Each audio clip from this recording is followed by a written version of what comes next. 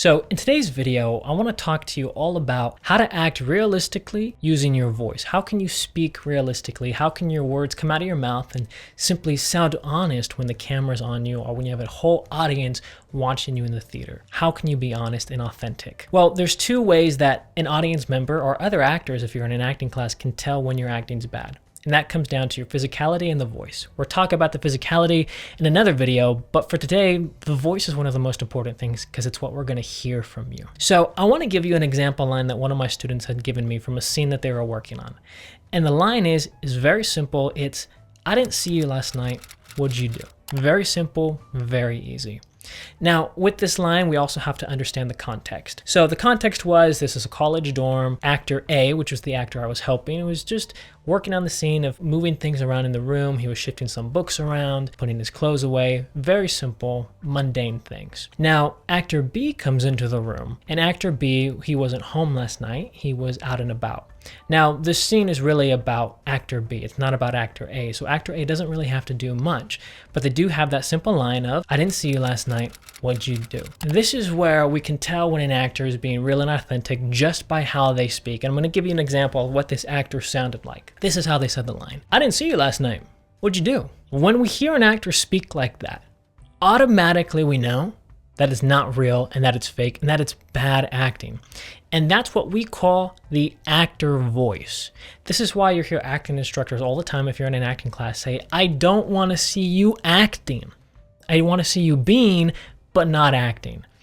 And what happens is when we get into this voice, it's called the actor's voice, where we can tell that you're acting, and it's off-putting. And you can't do anything at all to make it sound real and authentic when you're in that voice. Meaning, you can't go and say, "Okay, let me build a different backstory. Hey, let me go and put a different emotion onto it," because that tone, that place, the placement of my voice is what we consider being fake and inauthentic. So for example, even if we had the same line, me going into that actor voice like the other actor did, and we'll change up the emotion, it's still gonna sound fake and inauthentic. So let's say we had it where I was maybe kind of annoyed with you and not very happy. "I didn't see you last night, what'd you do?" "I didn't see you last night, what'd you do?" "I didn't see you last night, what'd you do?" I was changing and shifting between different emotions there. But it wasn't real and it wasn't authentic to you watching, again, because of the placement of that voice.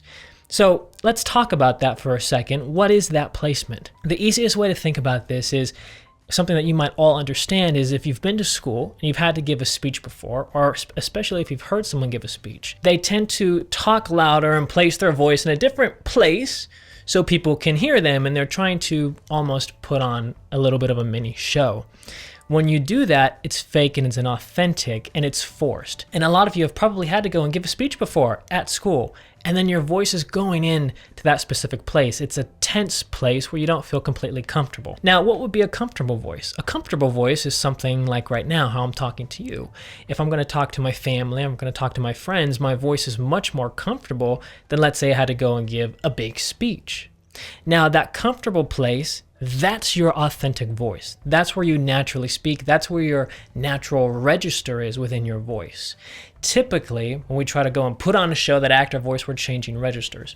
So this is what I did with the actor that I was working with.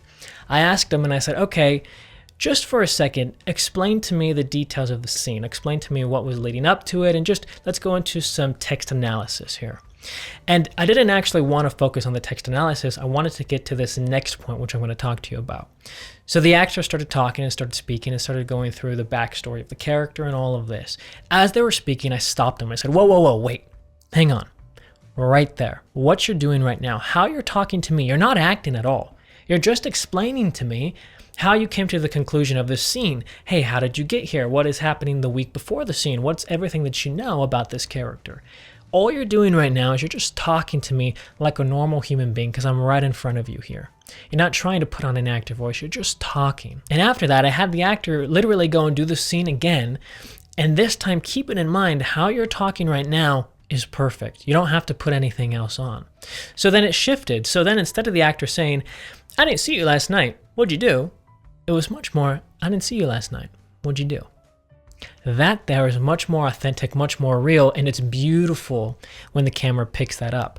Now, you also have to realize context of the scene. It does matter, and you might change how you're saying your line. You may change the cadence in which you're speaking. You may change the emotion on the line, but the placement of your voice shouldn't change from that comfortable place. So let me give you an example. So again, in the scene, it was very mundane what was happening. Actor A was just putting away some clothes or notebooks or things like that. It was just a mundane thing because the scene wasn't about actor A, it was actually about actor B. So going in and saying, I didn't see you last night, what'd you do? Say it in that way is fine. But let's say you wanted to go and do it from a place of being annoyed, saying, hey, you were going to be here last night and you weren't because maybe you were supposed to help me out with my homework. So now the line might go, I didn't see you last night, what'd you do? Still staying in this place, but now it's a little bit more annoyed. Or if we had it where you were suspicious of the other actor, something just feels a little off, and then you're looking at them, you're trying to gauge, I didn't see you last night, what'd you do? Or maybe you're going to come at it from a place of you're being very accusatory of them, and you're seeing them and they were supposed to come here last night and they weren't, so you're suspicious of them and you're saying, I didn't see you last night, what did you do? All of a sudden, it's coming from a very different place emotionally, yes, but the placement of our voice and how it is also different. So as you can all see, the placement of your voice is very important when it comes to being authentic. It's just like when I'm talking to you all right now.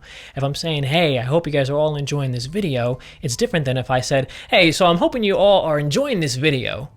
All of a sudden, I'm trying to go and put something on, and that's not honest and it's not real. One other way to go and test this for yourself to make it easy is just imagine when you have a piece of text and you're working on it. Just imagine your best friend was here in front of you and you were going to talk to them in that way. So for example, let's say if I was to go and see my friend and I'll say, hey, how's it going? Well, I'm not going to say, hey, how's it going? Even to me, saying that right now feels very weird and inauthentic to me, and it should feel the same way to you. Because if I saw my friend and they came in right now, I'd say, hey, how's it going? Very easy, very simple. We don't have to go and put anything else on. Another example would be if you go to the store and you go and buy some products. Well, if you go to the store and you buy your products and you tell the cashier, thank you, you're not going to go and say, hey, thank you very much. You're not going to go and put anything on. You're going to go, thank you very much. I appreciate it. And you're talking from this honest place. Just remember this very key important thing. If you're talking from the fake place of putting your voice here, nothing you can do will make it sound real and authentic. I'm telling you right now, if you get to that place of that presentery voice here, there is nothing you can do to make it sound real and authentic. And even if your physicality is good and you have the whole backstory down, you will be looked at as a bad actor, because that's not where your voice naturally sits. That's your presentery, your actor voice. Compared to if you're in this voice here and it's in your natural place, you can shift and move. It's malleable. So it's really important to acknowledge that and realize that for yourself. My whole goal when it comes to acting for all of you is to make acting simple and easy to understand. And this video is very short, very easy, simple to digest.